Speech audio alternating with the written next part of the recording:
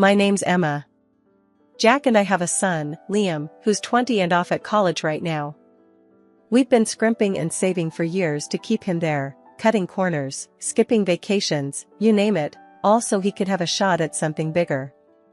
We live in the house my grandmother left us when she moved into a nursing home. It's large, comfy, but nothing fancy, just feels like home. Jack works at the local hardware store, and I manage the front desk at a doctor's office. We make do, living a no-frills kind of life, and that's just fine by us. It was a Thursday afternoon, sun hanging just right, made you think about calling it a day early. But then Jack's phone rang, cutting through any thoughts of an early weekend. I was chopping carrots, mind half on dinner, half on a list of bills that needed paying, when I heard him answer. Hello? Mom? Slow down, what's wrong? His face went white as he listened. I stopped what I was doing, towel in hand, watching him pace. He ended the call, looking shaken. That was my dad, he said, sinking into the couch like his strings had been cut. Their business tanked. Bankrupt. They've lost everything, even the house. My heart sank. Oh, Jack, that's terrible. What are they planning to do? They want to come stay with us. Just for a bit, they said, till they sort something out. I hesitated, thinking about our already tight budget, the quiet order of our life that was about to be upended. And what did you tell them?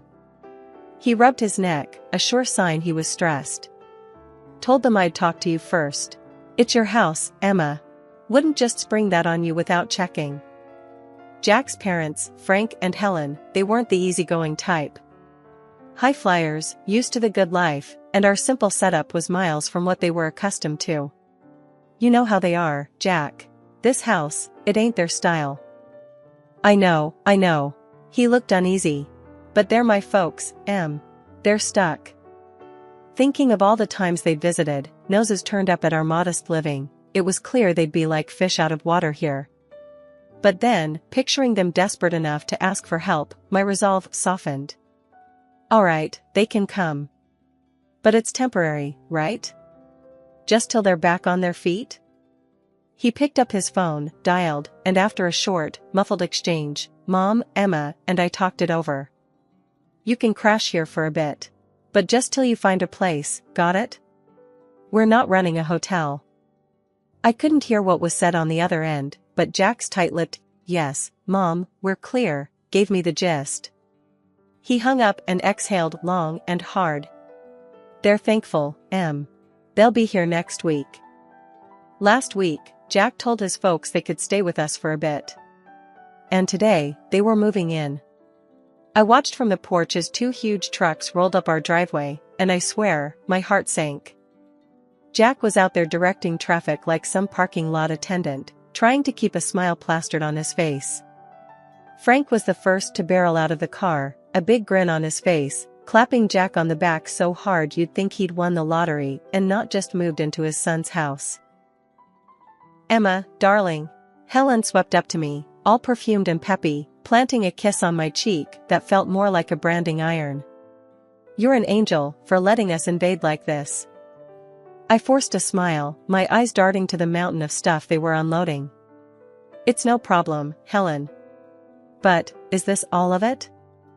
Oh, this is just the essentials. She waved a dismissive hand, as if the pile of furniture and boxes wasn't already swallowing our front yard. The rest we've put in storage. Essentials? I bit my tongue to keep from saying anything rash. If these were essentials, I dreaded to think what they'd left behind. Jack caught my eye, and I could tell he was thinking the same thing. Let's get this stuff inside then, Jack said, more to himself than anyone else.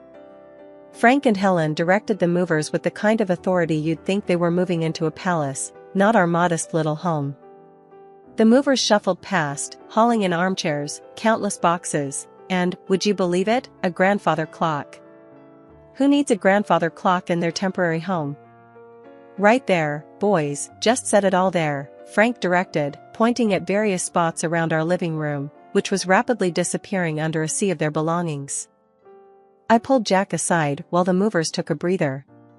Jack, this is crazy. They'd brought enough to furnish a whole house. Where are we going to put all this? Jack rubbed his temples. I know. I'll talk to them, okay? Let's just get through today. We retreated as the movers continued their work. The whole ground floor was turning into a replica of Frank and Helen's old house. Every corner filled, every space taken over. By the time the movers were done, our once cozy living room looked more like a storage unit. Dinner that night was a chaotic affair. We barely found the table under all the clutter. Frank and Helen seemed oblivious to the mess, chatting away about their journey here. Emma, you really should try this wine, Frank said, popping open a bottle of something French and probably more expensive than our entire grocery budget for the week. We're so grateful to you both, Helen chimed in, her voice sugary enough to give you cavities. It's just till we find our feet. Yeah, about that, Jack started, clearing his throat. We need to talk about some ground rules. Space is tight, and... Oh, don't worry about it, son. Frank waved him off. We'll manage just fine. Won't we, dear? He smiled at Helen, who nodded enthusiastically. I looked around at our invaded space, the piles of boxes, the fancy ornaments, crowding out our simple decorations. Manage just fine? I wasn't so sure about that. Living with Frank and Helen had been an adjustment, to put it mildly. A few days have passed since they moved in, and just when I thought we'd settled into some kind of routine, the kitchen became the new battleground. It was a Tuesday evening, and I was fixing dinner like usual. Something simple and hearty, spaghetti with a homemade tomato sauce. I was stirring the pot when Helen waltzed into the kitchen, her nose wrinkling as if she'd just walked into a barn. What's that smell? She asked, her tone dripping with disdain. It's dinner, I replied, keeping my voice as steady as I could manage. Spaghetti night. Spaghetti? She scoffed, peering over my shoulder. Where's the meat? The fresh herbs? This is what you feed us? Jack, hearing the commotion, wandered in, drying his hands on a dish towel. What's the problem? His mom turned to him with a look that could curdle milk. The problem, Jack, is that we're expected to eat this. She gestured at the bubbling pot as if it were a cauldron of poison. I took a deep breath, trying not to let her get to me. It's what we usually eat. We can't afford steaks and fancy meals every night. Jack stepped between us, his face set in hard lines. Mom, this is Emma's house, and this is what we eat. If you want something else, you're welcome to cook for yourselves. Oh, we will, Helen retorted, her eyes narrowing. And we expect you to provide the groceries we require. We're not used to living like this. I'd had enough. Look, I'm sorry you're used to different, but this is what we can manage. Our budget doesn't stretch to luxuries. Frank, who'd been silent up till then, chimed in, his voice booming. Then perhaps you need to reevaluate your budget, young lady. We're not animals to feed on scraps. Jack's jaw clenched. Dad, that's enough. We're doing the best we can. The room was thick with tension, everyone's shoulders up around their ears. Finally, Helen huffed. Fine. Tomorrow, we'll give you a list of what we eat. You can make sure it's here. The next day, true to her word, Helen handed me a list. Marbled beef, fresh seafood, organic this, imported that. I looked at the list, my heart sinking. That evening, we sat down with Frank and Helen, the list between us on the kitchen table. We expect proper meals, steaks from marbled beef or the finest fish, Frank declared, as if it was the most normal request in the world. Jack and I exchanged shocked looks. We can't swing that, he said, his voice firm but weary. That's just not in our budget. Their response was swift and harsh. Lazy, both of you, Helen snapped. Can't even provide a decent meal. In the end, feeling cornered, I caved to their demands. I started buying only the highest quality products for them, while Jack and I got by on fast food, just to save costs. A month later, I sat down to crunch the numbers, and my heart nearly stopped. Our food expenses had doubled. And to top it off, Helen's daily luxurious baths had sent our water bill through the roof. Dinner had become a battlefield, but tonight was different.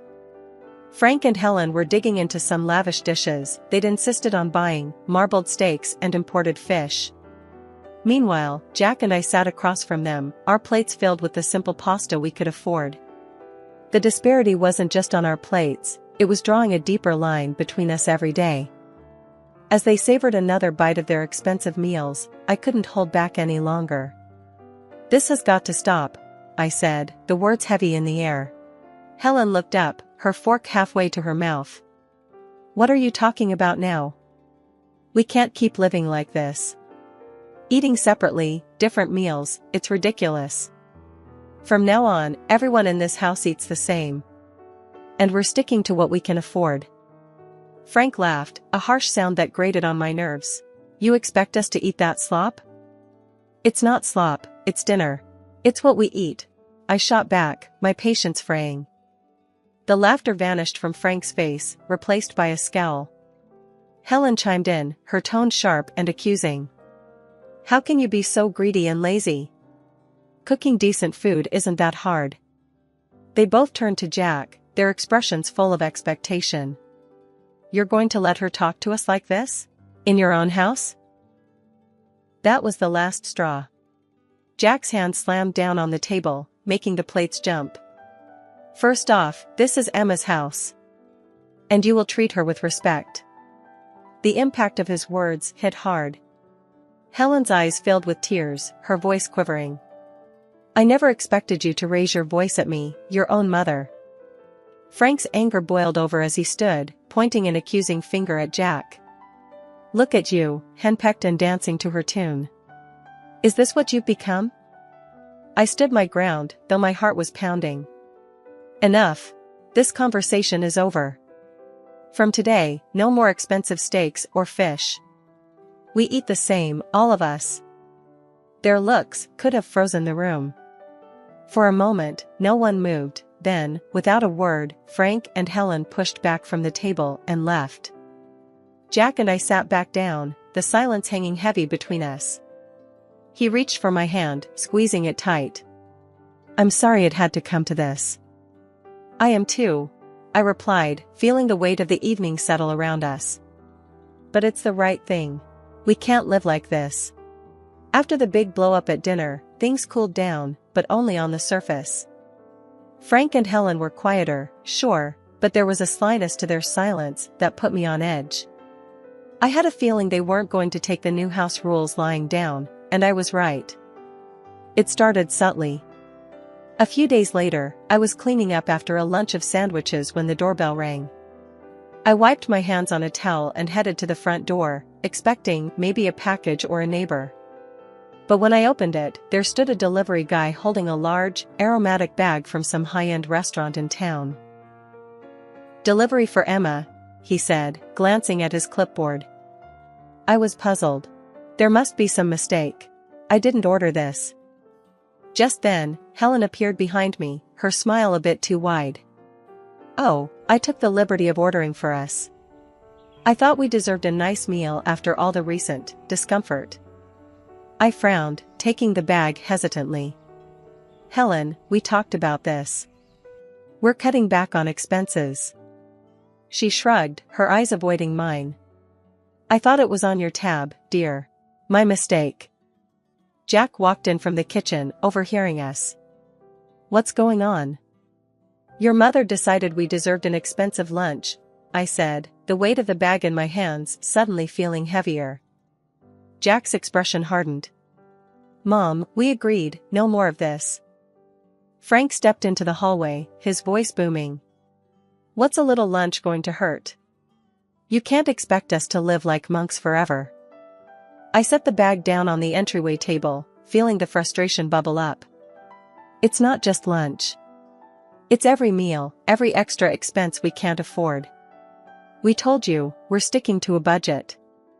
Helen's face turned cold. "Well, if you're going to make such a fuss over a simple meal, I suppose we won't bother next time." Jack pinched the bridge of his nose. "It's not just about the meal, it's about respecting the rules of the house. You can't keep going behind our backs. The conversation went in circles for a few more minutes until Frank and Helen retreated to their room, leaving the uneaten, expensive lunch on the table.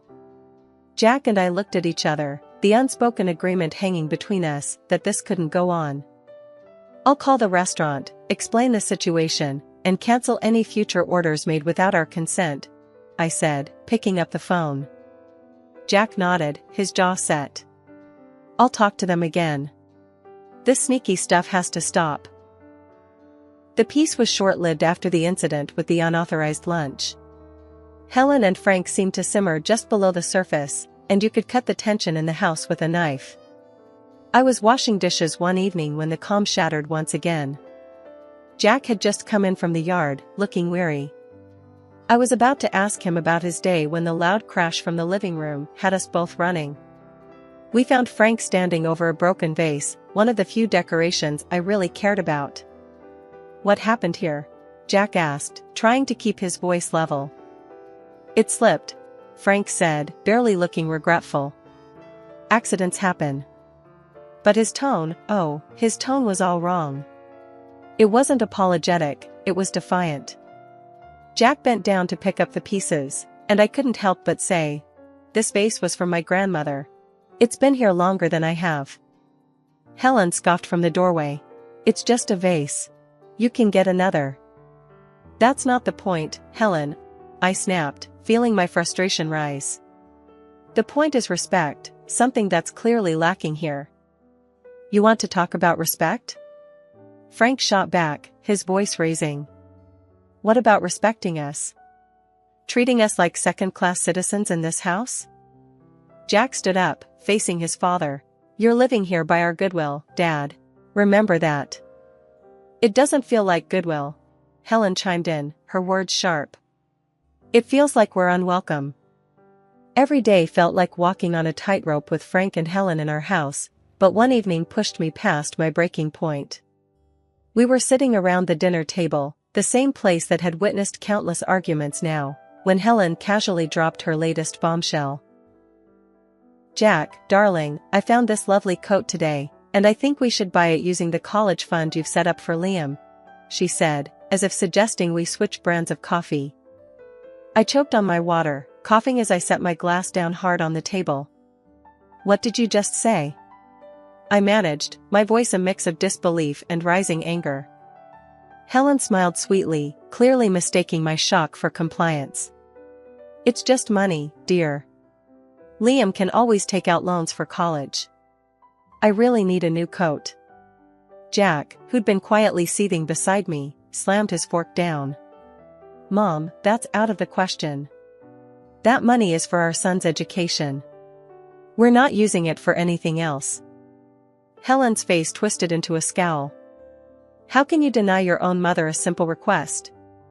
It's not simple, and that's final, I snapped, feeling the last of my patience evaporate. Frank chimed in, his voice raised to a shout. You're both being unreasonable and cruel. We're your family. The threat came next, his voice cold and calculated. Maybe the local press would be interested to know how you treat your family. What about your bosses, huh? Would they like to know? I felt a mix of fury and fear churn in my stomach, but I knew we couldn't cave. Enough, I shouted back, standing up. This is not how family treats each other. You two need to find another place to live. This isn't working. Helen burst into tears, playing the victim, while Frank continued to hurl accusations and threats. The dinner ended with them storming out of the room, leaving Jack and me in stunned silence. Once the house was quiet, I retreated to the bedroom and dialed my grandmother. She picked up after a few rings, her voice a comforting presence. Grandma, it's Emma, I said, my voice thick with emotion. What's wrong, dear? She asked, her tone immediately alert. I poured out everything, the demands, the threats, the impossible situation with Helen and Frank. She listened without interrupting, her quiet hums a steady reassurance in the background. When I finished, there was a brief pause. Then, decisively, she said, I'll come to stay with you for a couple of months. Are you sure, Grandma? What about the nursing home? I'm sure. It sounds like you need me there, and I'm not one to sit by when my family is in trouble, she declared, her voice resolute. When Grandma arrived, it was like a gust of fresh air swept through the house. She might have been older and moved a little slower, but her spirit was as fiery as ever. Frank and Helen were visibly put off by her sudden presence, their discomfort clear as day. I'll be staying on the ground floor, Grandma declared firmly the moment she rolled through the door, her suitcase following behind her like a loyal companion. I expect some things will need to be moved. Frank tried to mask his irritation with a forced smile. Of course, we'll make you comfortable. Won't we, Helen?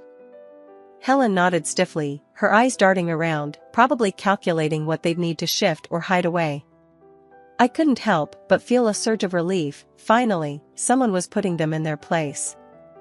As soon as the movers finished rearranging the furniture to make room for Grandma, she called a family meeting in the living room. Now, I've heard quite a bit from Emma about what's been going on here, and I'm not pleased, she began, her tone stern, cutting through any pretense of pleasantries. Frank opened his mouth to protest, but Grandma raised her hand, silencing him. I'm not done. This house is still mine, technically. And while I've allowed Emma and Jack to live here without rent, that doesn't extend to you too. The blood drained from Helen's face. You want us to pay rent? She sputtered. Yes, I do. $4,000 a month, Grandma stated flatly. That's outrageous, Frank exclaimed, standing up from his chair. We can't afford that. Well, considering the costs you've been racking up here, I'd say you can afford to cut back on your luxuries, Grandma shot back. But we're family, Helen tried, her voice quivering slightly. Family doesn't exploit each other, Grandma countered. Since you've been enjoying a lifestyle beyond your means on my granddaughter's dime, I think it's only fair. Frank and Helen were at a loss for words, exchanging glances as if looking for an out, but finding none. And one more thing, Grandma continued. If you think the rent is too high, you're welcome to find somewhere else to live. Or, if you decide to stay, you'll provide me with daily assistance. I need help getting around, meals prepared, and someone to ensure I'm taken care of. Helen's mouth opened and closed like a fish out of water, her earlier bravado evaporated completely. Frank, who had always prided himself on his independence, looked like he'd been punched in the gut. Think it over, Grandma finished, her voice softening just a tad. I'll need your answer by tomorrow morning. As they retreated to their room, presumably to discuss their limited options, Grandma turned to us, her expression softening. Don't you worry, kids. We'll sort this mess out. The morning after Grandma laid down her new house rules, it was like someone had flipped a switch in Frank and Helen. I walked into the kitchen to find them packing their things, a pile of boxes already forming at the door.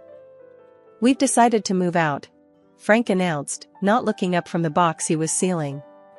We found a small apartment. We'll take our things and go. Helen was quieter, busily stuffing things into bags, her movements sharp and quick. It's for the best, she muttered, almost to herself, but loud enough for me to hear. The rest of the morning was a blur of activity. Boxes and furniture moved out the door. Jack helped, more out of a sense of duty than anything else. By mid-afternoon, their part of the house was eerily empty, the echo of their departure hanging in the air. Once they'd driven off, Grandma, who'd been watching quietly from her chair, gave me a knowing look. Well, that's that then. They'll be all right, you know. Sometimes a little hardship is needed to bring people back to earth. We found out later that they'd sold most of their belongings to cover the rent and their other debts. The luxurious life they were used to was trimmed down to essentials, much like their new apartment. Grandma stayed with us for 2 more weeks, a comforting presence in the house. But eventually, she decided it was time to return to her nursing home. Driving her back to the nursing home, I felt a mix of sadness and relief. Thanks for everything, Grandma. We couldn't have managed without you. She waved off my thanks with a chuckle. Oh, nonsense. You're stronger than you think. Just remember to stand up for yourselves. No one else will do it for you. I hugged her goodbye, promising to visit soon. When I got home, the house seemed bigger, quieter. That night, we sat on our porch, the evening air cool and pleasant. Life had thrown us a curveball, but we had caught it, dealt with it, and were ready to move on. Whatever came next, we knew we could handle it together, with or without anyone else's approval.